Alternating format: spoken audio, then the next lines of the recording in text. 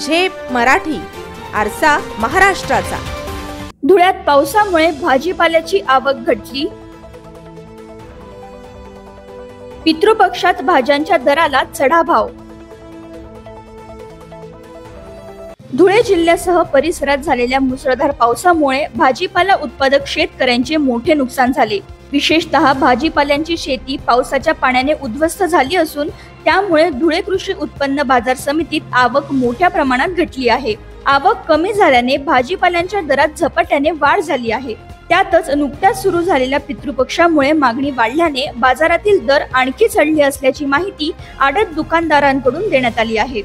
गेल्या आठवड्यात 200 रुपयांना विकला जाणारा टमाट्याचा क्रेट आता 350 ते 400 रुपयांवर पोहोचलाय। कोथिंबीरचा दर 50 रुपये किलोवर गेला असून दोडके आणि गिलके 80 रुपये किलोने विकले जात आहेत। आडत दुकानदार हरीश माळी यांनी सांगितले की पावसामुळे भाज्यांचे नुकसान झाले आहे। बाजारात आवक कमी झाली असल्याने दर वाढले असून पितृपक्षाच्या पार्श्वभूमीवर मागणी जास्त असल्याने ही दरवाढ काही दिवस कायम राहण्याची शक्यता आहे। अशाच वेगळ्या आणि ताज्या बातम्यांसाठी पाहत रहा झेप मराठी, आरसा महाराष्ट्राचा। संपादक प्राध्यापक अनिल चव्हाण, धुळे।